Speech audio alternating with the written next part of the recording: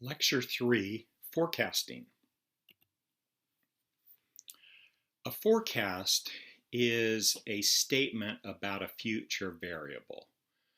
We're really familiar with things like weather, where you forecast what temperature is it going to be tomorrow at 3. And the second is demand, resource availability. Those are other forecasts. So a forecast is important to be able to make informed decisions. So there's two important aspects of forecast. The first is the expected level of demand. So you assume that the demand is going to be based on some structural variation, such as a trend or a seasonal variation, and you're able to forecast that demand. The second is the accuracy. So how big is the potential error of this forecast? So there's a couple of major uses for forecast. The first is the long-range planning a system. So you're planning a system, long range, what are the types of products and services you're going to offer, how big a facility do you need, what kind of equipment do you need, where are you going to put that facility. All of those are long-range decisions. The second is really using the system, which is short and medium range plans. So you use forecast to manage your inventory, you manage your workforce levels, how many people do you need when, purchasing, how much do you need to purchase, production, how many of these should you produce in anticipation of demand, budgeting and scheduling. All of those rely on forecasts. So forecasts are not perfect. There's always some random variation that will be present and some error, even if you have all factors accounted for. So here's some good elements of good forecast. It should be timely. It doesn't do any good to have a forecast for tomorrow that isn't ready until tomorrow. If I want to forecast about tomorrow, today, it needs to be today. It needs to be timely. It needs to be accurate. So you don't want it to be too wrong. You want it to be reasonably accurate. It should be reliable. In other words, it should work over and over and over. And it needs to be expressed in meaningful units. That's something that you as an organization understand. If it's number of customers, that's a meaningful unit. It should be in writing. You can't just say it. It should be written down. Here is our written forecast. The advantage of a written forecast is then you can actually measure its error after the fact. It should be easy to use and understand. So if it's so complicated that no one understands how the forecast was generated, it may not be used, or it may not be trusted, or it may actually be trusted too much. It should be cost effective. You don't want something that's so expensive that the value of the forecast is less than just ignoring and just go with it. So here's the forecasting process. The first is determine your purpose. So why do you need this forecast? Establish a time horizon. A time horizon is how far into the future do you want to look? Do you want to forecast for tomorrow, for next week, for next month, for next year? 5 years from now? That's the horizon. Then you need to obtain data. So you obtain the data, you clean the data, and you analyze the data. So you have to have been collecting data in order to have data to make a forecast. And then you select a forecasting technique, and we'll go into these forecasting techniques later on in this lecture. You'll make a forecast, and then this is important, you monitor the forecast errors. Forecast accuracy and control. So you need to make allowance for forecast errors. So if you can quantify what you expect the error to be, then you can take that into account. If you say, we think we're going to have 400 customers tomorrow, but it might be 450, you can plan for 450 in such a way that if 450 show up, you won't be hurting. You'll have enough inventory, enough staff. Forecast errors should be monitored. So a forecast, the error is the actual minus the forecast. And you want to have some bounds, acceptable bounds. And if you go beyond those bounds, then take corrective action. So here's some accuracy metrics. The first is something called mean absolute deviation. So you take the actual minus the forecast and take the absolute value of that. Those bars on each side mean absolute value. You sum them all together and divide by the number. And now you have the mean absolute deviation. So how far off were you? And then the next one is mean squared error. So this, you take the actual minus the forecast, you square it, divide by n minus 1. And that weights the errors. So the bigger errors impact you more than the smaller errors because they're squared. And then there's the mean absolute percentage errors, MAPE.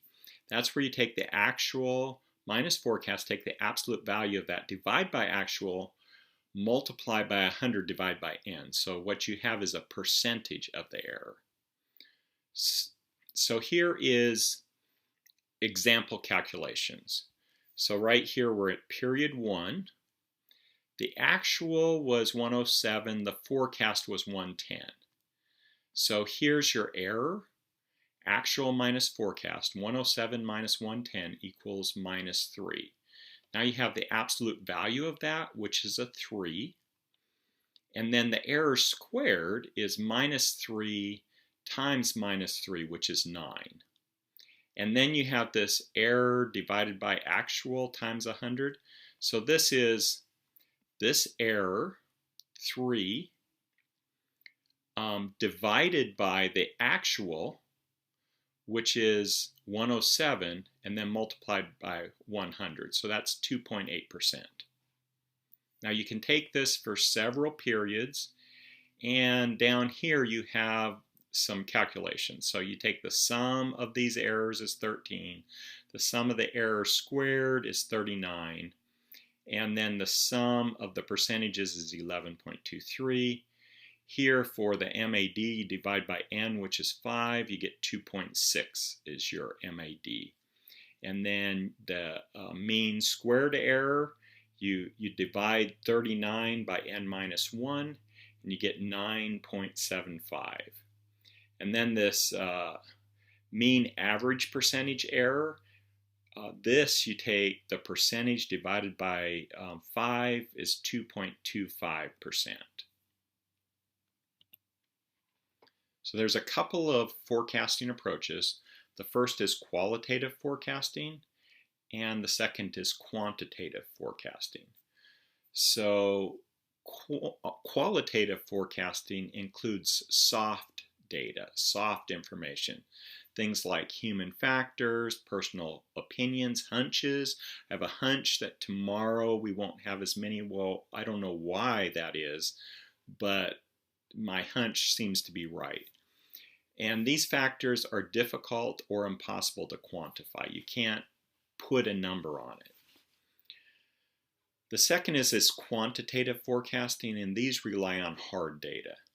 So you use actual historical data, you come up with some causal variables to make the forecast, and then you make a numeric forecast or a quantitative forecast. Qualitative forecasts are subjective inputs such as opinions, from customer surveys, sales staff, managers, executives, experts. So executive opinion. So a small group of upper managers meet and collectively develop a forecast. The advantage is you have a lot of history. They tend to be senior. They know what's going on. They may not be in touch with the latest trends. So some of those opinions may be a little bit dated or in a vacuum. Salesforce opinions. So the Salesforce customer service staff, the reason they're good sources of information is they are talking to customers. And they may be aware of future plans of customers. So a member of the sales force could be talking to a customer and he says, this may be the last order that I'm making for a while because it seems like our demand is going down. So in that case, the number still shows that they made an order, but they said qualitatively, we don't expect to make a future order. If you talk to all the sales staff and they're getting the same kind of conversations, that could mean that the sales is going down. Customer surveys. So you can go actually ask your customers for demand input. Typically, this would be a sample of customer opinions. There's a couple other approaches. Managers could solicit inputs or opinions from other managers, staff, or even outside experts. And then there's this Delphi method, which you could use with any of these groups, but it's an iterative process that's used to achieve consensus. Time series forecasts. So a forecast is based on recent time series observation. So a time series is an ordered sequence of observation at regular intervals. So let's say every day you count how many customers you have every day, and that's a time series. You could also do it every hour or every week or whatever that time series is. You measure that observation. And then the assumption is that future values in the time series can be estimated based on previous values. So one thing that we're familiar with is a trend. So it's a long-term upward or downward movement. If you're a company, an organization, you tend to want to have a long-term upward trend. This can take into account population shifts. There's more and more people, changing income, people have more and more money. And then seasonality. So seasonality, we think of seasonality in terms of an annual season, winter, summer, winter, spring, summer, and fall. But it can also be very short term. It can be daily, such as a restaurant where at lunch you have a seasonal variation where it goes up at lunch and down in the afternoon, up for dinner, and down to close. You can also have seasonal variation during the week where Monday there's less people at the restaurant, Tuesday there may be more, Friday there may be a whole bunch, Saturday, Sunday, there's these, you can sort of expect when things are going to be busy. And this can be with service call centers, theaters. The reason that you get a cheaper ticket during the day is because less people go then. So you can get a matinee because less people go. That's a seasonal variation, so they give you a deal. Cycles and variations. So a cycle is a long-term variation that's lasting more than a year.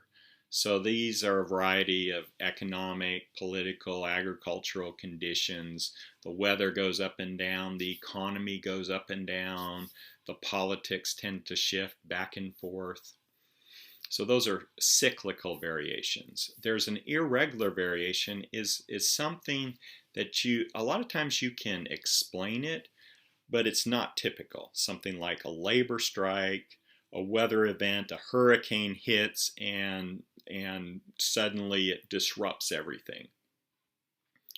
Random variation, there's always random variation. No matter how good your model is, there's going to be just random variation. The number of customers goes up and down no matter how well you predict it. It's going to go up and down some. So here's some graphic examples of data. So right up here, you have a trend. See how it's going at a nice upward trend. But here, there's an irregular variation, something like a strike or some reason there's a spike in demand right there. And then the next one is cycles. So you see how it goes up and down, up and down, up and down. And so the time on this is multiple years going up and down, up and down.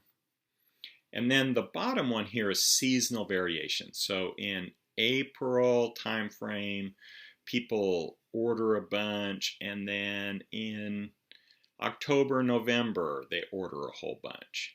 And you can see that the company is growing because there's a trend here that you can see. From year 1 it goes up, year 2 it goes up, year 3 it goes up, year 4 it goes up. So there's an upward trend with seasonal variations on top of that. Now, if you don't understand the seasonal variations, right here you can see if you just started looking at this data and you say, oh, we have an upward trend, we have an upward trend. But if you look at previous years, you always go up during that time frame, and then it drops off. So it's really good to graph your data to actually see what's going on. So the first time series forecast technique is called a naive forecast. You've heard of someone who's naive, they'll believe anything. Well, this is just the name of this. What it uses is the single previous value of a time series as the basis for the forecast. So yesterday we had 10 customers, so we're going to predict that today we're going to have 10 customers. So this can be used very well with a stable time series. It can also be used with seasonal variations because as the season goes up, yesterday is a good indication that it's going up. And it can be used with a trend. If you have a long-term trend, you can actually put a bias with the naive forecast. For example, we seem to be going up 1 customer a day. So what was yesterday's? Yesterday we had 100 customers. So we're going to say that today we're going to expect 101 customers. Tomorrow we are going to expect 102. We're just using yesterday to predict today. So then you can use time series forecasts. This is where you take an average. So there's different techniques to take these averages. They handle gradual changes and help to smooth out some of that randomness in the data. So the first is a moving average, and that's where you simply average the last few points. Then a weighted moving average, and then exponential smoothing. So here's a moving average. So what it does is it takes some number of samples.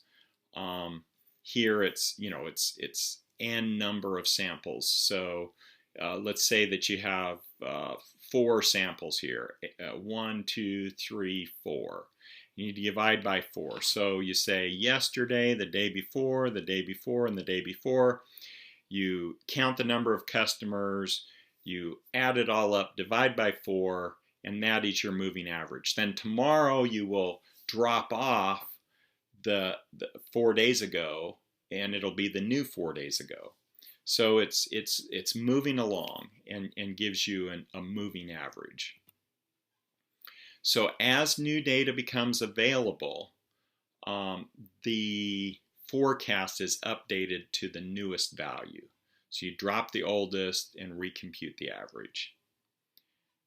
So the sensitivity of the model is fewer data points is more responsive, more data points is less responsive. So if you have a big jump or it's trending upward fairly fast, the moving average will always be behind. But if you're averaging in fewer data points, it'll be more responsible, actually be more accurate. But it's also more susceptible to random variation if you have fewer data points. A weighted moving average, you can actually assign weights to each of these data points. So yesterday, we're going to assign a weight of 0.5. The day before, we're going to assign a weight of 2.5 or 0.25, and you go down to something that was a long time ago. It might be 0.1 or something. You put the weights on there, so whatever is most important, maybe the most recent, has more weight in the calculation. This requires, it's somewhat arbitrary, and you might want to do some trial and error. One of the advantages, if you have a whole bunch of historical data, you can test your model on the historical data and calculate errors. So last year, you use this weighted average to see how well it predicted the next day's value or the next month's value. Exponential smoothing is a way of adding in the forecast error. So here in this case, you have last time's forecast, and you know what the error was, so the actual minus the forecast. And so in calculating this forecast, you include in it this error, and what that does is it smooths it to correct for biases in the forecast. Linear trend. So this is fairly easy. You have a slope of a line, you have a bias, or an offset, and you come up with you can put a nice straight line. That's called a linear trend. So there's several techniques for seasonality. First, they can be expressed as actual values that deviate from the average value in the series. So one model is an additive seasonality. So you have a model for the seasonality and you add that to the other model. So you've calculated out, maybe you have a trend and you add on to it seasonality. Another model is multiplicative. And so what you're actually doing is multiplying your model by whatever you're using to model the other things. So you multiply the seasonality by the other prediction or forecast. There's some associative forecasting techniques. This is where you look at other predictor variables. So here's an example. Home values, like Zillow, it predicts your home value. Well, it takes into account several things. Where is your property located? What is the property size? How many bedrooms do you have? How many bathrooms? All of those are put into a model, and from there, you know how much other houses in the area are selling for, and that predicts the value of your house. Simple linear regression. This is a method to calculate a line. This is really good with a trend. So if it's a straight line trend, you can calculate the slope of that line and use that slope to predict, to create your forecast. So there's some issues to consider. First, you always want to plot the line to verify the linear relationship is appropriate. So you can do a lot of this fitting in Excel, and Excel will plot it for you. And so you use that. The data may be time dependent. So you can use analysis of time series. You can use time as an independent variable in a multi-regression analysis. This requires multiple statistics. And if you don't have very good correlation, that may indicate that there's other variables that are important. If you try to do this linear thing, and there may be a cycle that needs to be taken into account, or a seasonal variation that needs to be taken into account. You take those two together, you'll get a more accurate model. So you want to monitor your forecast. So you track forecasting errors, analyze them to provide insight into whether your forecasts are performing the way you want to. So there's several sources of errors. The first is you may have omitted an important variable. There could be a shift or a change in a variable that the model just doesn't handle.